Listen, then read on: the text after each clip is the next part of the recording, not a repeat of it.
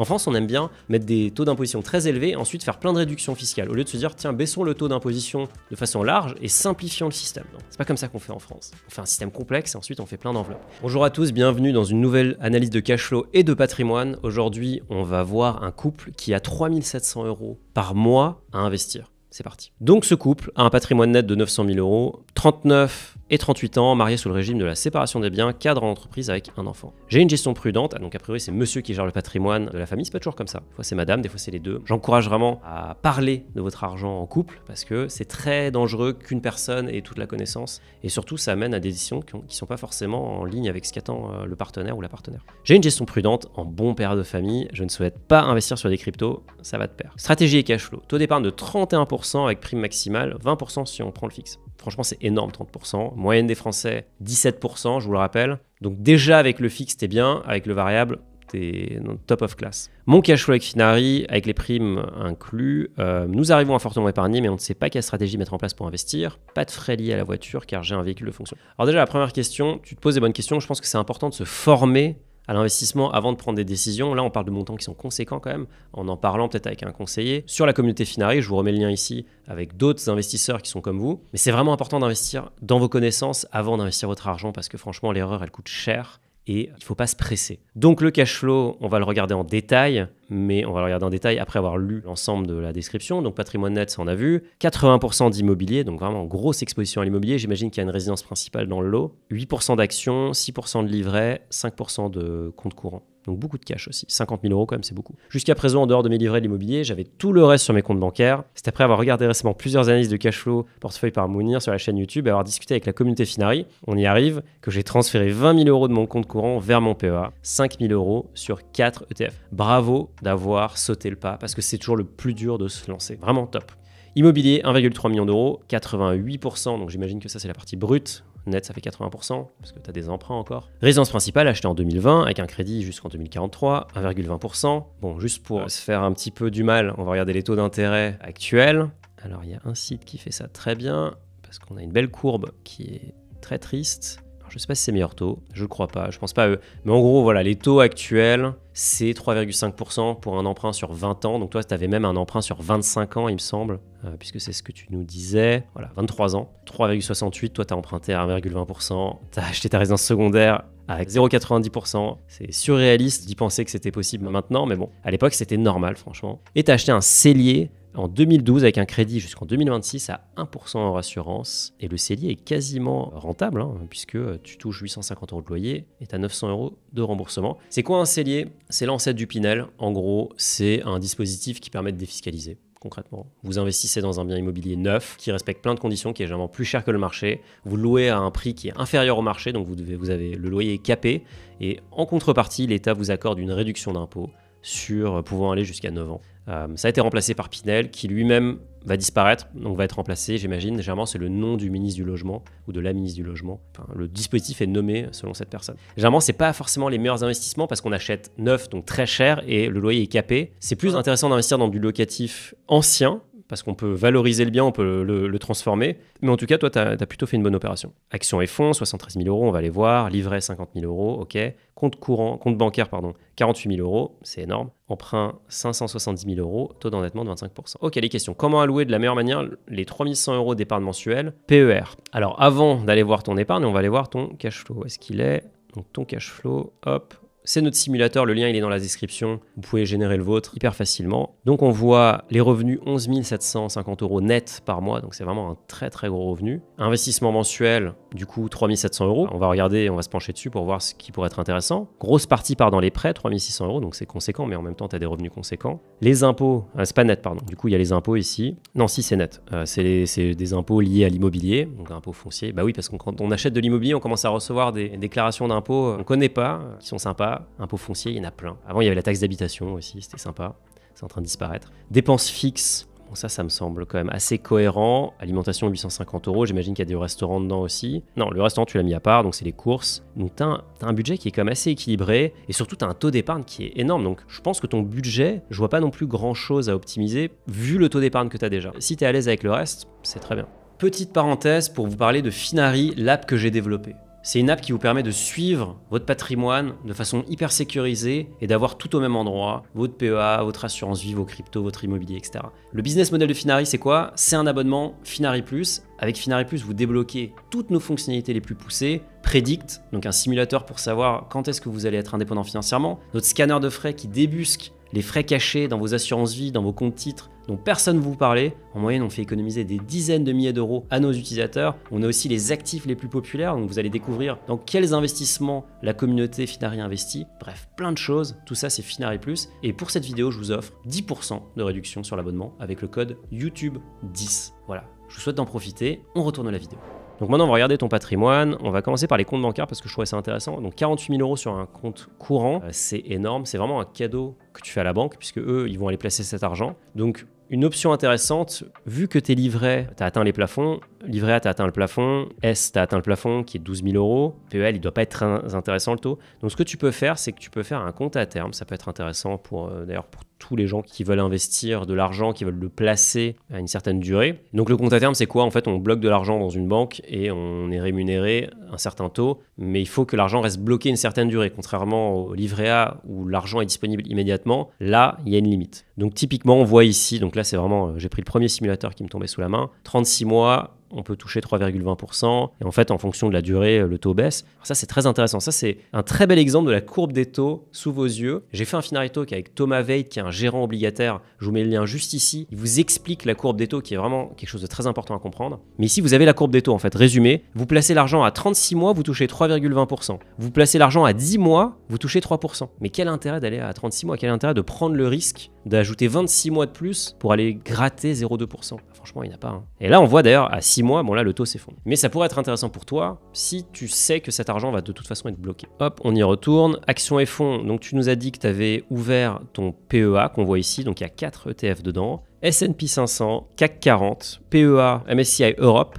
et MSCI World. Donc, là, la question que je me poserais, c'est quand même, on va aller voir le MSCI World que tu as pris. La question que je me poserais, c'est quel intérêt d'avoir 4 ETF quand on sait que le MSCI World comprend déjà une partie, enfin en fait comprend tout le reste. Ça pourrait être intéressant à la limite d'avoir du marché émergent, je vais te montrer pourquoi. Mais là, c'est peut-être un peu overkill, comme on dit. Alors, où est-ce que je peux trouver les pays? Donc voilà. Donc là, on a les pays du MSCI World. Donc États-Unis, 70%. Il y a du Japon. Après, Royaume-Uni, bon, c'est plus en Europe, hein, désolé. Il y a eu le Brexit entre-temps. La France, donc 3%. Mais bon, si on additionne l'Europe, en gros, ça fait entre 15 et 20% de mémoire. Est-ce que tu as besoin d'avoir le MSCI World, le MSCI Europe qui est déjà en fait dans le MSCI World et le CAC 40 qui est déjà dans le MSCI Europe et le MSCI World? Ce que tu fais là, en fait, ça veut dire que tu surpondères la France et l'Europe par rapport aux États-Unis. En fait, où tu rééquilibres, même si tu as un S&P 500. C'est à toi de voir, en fait. Tu pourrais aussi tout simplement te dire, je vais prendre un MSCI All Countries, ACWI, dans lequel il y a l'équivalent du MSCI World et les marchés émergents. Ou alors tu pourrais prendre un MSCI, un ETF marché émergent en plus du MSCI World pour vraiment couvrir l'ensemble du spectre. C'est à toi de voir. Moi, je favorise toujours la simplicité. En tout cas, par rapport à ta question, comment investir les 3 700 euros par mois, vu que tu as un objectif de revenu passif, là, franchement, c'est hyper intéressant. Moi, je dirais là-dessus. La seule question à te poser, c'est est-ce que tu as vraiment besoin d'avoir 4 ETF qui font un peu la même chose, dans lesquels tu as beaucoup d'overlap? Si on regarde le reste de ton portefeuille boursier, on voit que tu as des actions liées à ta société, un plan d'épargne, donc ça représente des montants 25 000, 20 000, etc. Ça, c'est plutôt conséquent. Après, tu as des enveloppes qui sont plutôt liées à la retraite, Percol, 6 000 euros, donc ça ne sera que débloquable à la retraite. Mais en tout cas, l'épargne, c'est un peu tout trouvé. Franchement, le PEA, tu as 150 000 euros max par personne, mais vu que vous êtes en couple, vous pouvez aller à 225 000 euros. Donc, il y a quand même de la marge avant d'atteindre un quelconque plafond. Vous allez pouvoir investir un petit moment. Donc, je trouve que ça pourrait être une option intéressante de se dire, le PEA, on continue à travailler dessus en mettant de l'ETF pour être passif, bien diversifié et facile. Qu'est-ce que tu peux optimiser dans ton patrimoine actuel? Alors je t'ai dit, je trouve que le 50 000 euros en cash sur un compte courant, il y a peut-être un truc à faire avec un compte à terme, à toi de voir. Le reste, je trouve ça quand même très propre, franchement, il n'y a pas grand-chose à optimiser, à mon sens. Tu as parlé du PER. Le PER, c'est quoi? C'est une enveloppe fiscale, on adore les enveloppes fiscales en France. En France, on aime bien prendre beaucoup d'impôts, mettre des taux d'imposition très élevés, ensuite faire plein de réductions fiscales, au lieu de se dire, tiens, baissons le taux d'imposition de façon large et simplifions le système. Non, ça, c'est pas comme ça qu'on fait en France. On fait un système complexe et ensuite on fait plein d'enveloppes. Donc le PER, c'est quoi? C'est en gros une enveloppe qui permet de baisser votre imposition maintenant. Donc chaque année, vous allez pouvoir réduire votre facture fiscale, c'est capé à un certain montant, et par contre, l'argent va être bloqué jusqu'à la retraite. Et à la retraite, vous serez taxé à la sortie. Et donc il y a un cas dans lequel c'est vraiment intéressant, c'est si ta tranche d'imposition marginale, la fameuse TMI, est très élevée, donc au-delà de 30%, donc 30, 41, 45%. Ça, c'est le premier cas. Et là où c'est encore plus intéressant, c'est si ta tranche marginale d'imposition, c'est dur à prévoir, va baisser une fois à la retraite. Alors généralement, c'est le cas parce qu'en fait, nos revenus baissent naturellement à la retraite. Forcément, on a moins de revenus, on n'a plus les revenus du travail, on a notre retraite qui tombe, mais elle est moins importante que ce qu'on avait à l'époque. Et donc là, c'est vraiment un peu le double effet parce qu'en fait, tu mets de l'argent, tu baisses ta facture fiscale maintenant que la pression est très élevée et plus tard, en fait, la pression fiscale sera plus basse, donc tu vas sortir à un taux d'imposition plus bas. Donc ça, c'est le cas où c'est intéressant. Maintenant, l'argent est bloqué jusqu'à la retraite. Le PEA, l'argent n'est pas bloqué. Donc ouvrir un PER pour anticiper, pourquoi pas ? Mais je trouve que c'est pas l'enveloppe principale, surtout que tu as envie quand même d'avoir une approche un peu plus retraite anticipée. T'en parles juste après, je ne pense pas que le FIRE soit envisageable.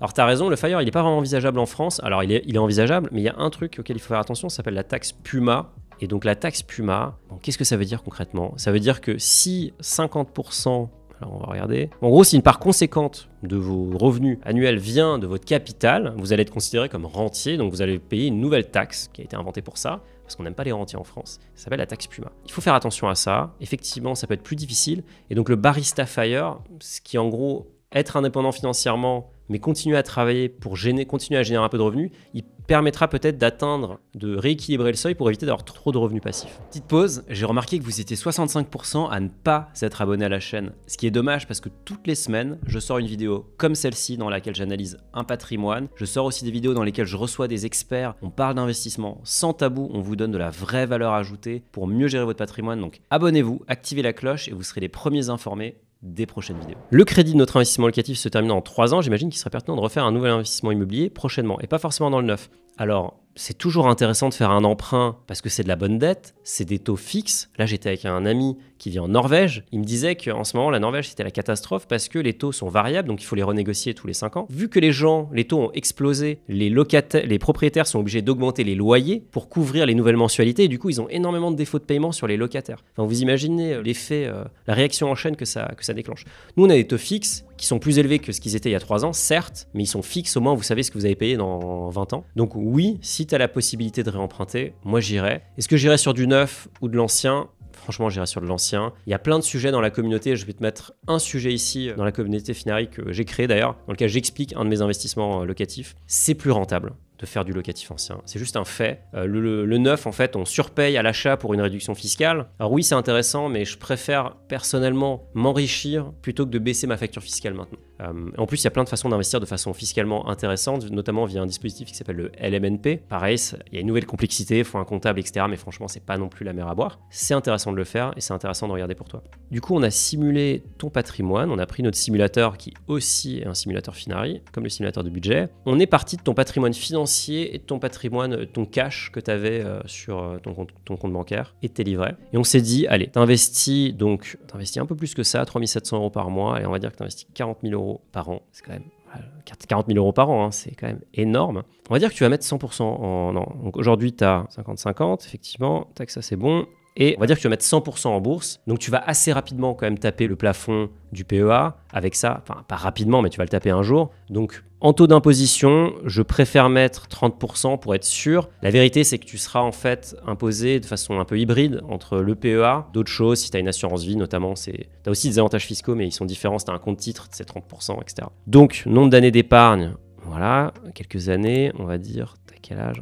C'est avant la retraite en tout cas. Et donc ça nous emmène à un patrimoine purement financier de 1 million d'euros quasiment dans 16 ans. Donc tu pars de 100 000 €, tu arrives à 1 million d'euros. C'est une simulation, c'est pas un Monte Carlo comme sur l'appli Finari, c'est vraiment une simulation où on va appliquer des taux de croissance, des taux de rendement, donc forcément ça peut que augmenter, c'est linéaire, mais ça vous donne un ordre d'idée. Donc 1 million d'euros quasiment, c'est énorme. Et surtout, ce qui est intéressant, c'est 3 300 € de revenus passifs par mois. Donc comment tu vas générer ces revenus passifs ? Vu que c'est de la bourse, il y aura des dividendes, mais les dividendes en moyenne sur des ETF, S&P 500, MSCI World, on est entre 1,5 et 2%, donc c'est pas énorme. Donc tu vas vendre une partie de ton capital, mais c'est pas grave, ça sert à ça. L'argent c'est fait aussi pour être dépensé.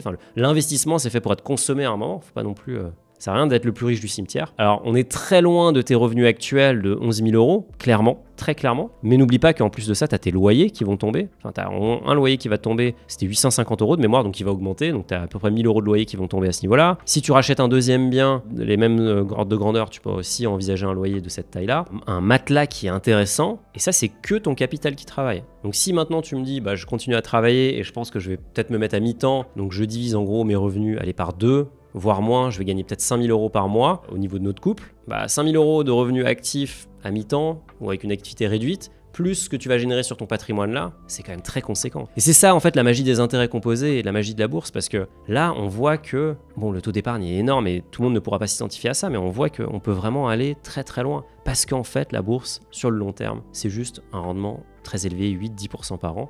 Oui, il y a de l'inflation, on me dit souvent il y a de l'inflation, attention, mais n'oubliez pas que les entreprises, elles augmentent leur prix quand les matières premières ou leurs coûts de production augmentent. Donc si elles augmentent leur prix, elles augmentent leurs bénéfices. Donc quelque part, elles répercutent, elles annulent l'effet de l'inflation. Et c'est pour ça que c'est intéressant. Un livret, lui, il va pas augmenter le taux aussi vite que l'inflation. Et donc quelque part, investir en bourse, ça compense une partie de l'inflation. Ça, c'est juste une réalité. D'ailleurs, les entreprises ont abusé de l'inflation et de la panique sur l'inflation pour augmenter plus leur prix que le coût de la matière première ou le coût de la production. Donc on voit des entreprises qui font des bénéfices records alors qu'on a l'impression que c'est la crise. Il y a clairement eu de l'abus. Mais en tout cas, pour répondre à tes questions, tu as posé les bases. Franchement, tu as un patrimoine très impressionnant. Bravo d'avoir déjà atteint ça. Moi, je vois le PEA comme enveloppe de base, le PER qui peut être intéressant comme complément. À toi de voir, à toi de faire sa simulation, surtout pour la sortie. Une assurance vie aussi qui pourrait être intéressante, histoire d'avoir vraiment le panel complet. Refaire un emprunt, comme tu l'as dit, une fois que ton emprunt est terminé, parce que pourquoi pas, tu as de la capacité, allons-y. Si tu as un bon bien, faut trouver le bon bien. Et ensuite, tu pourras générer des revenus passifs conséquents, parce que là, tu vas que investir via des enveloppes qui sont intéressantes. N'oublie pas que le PER,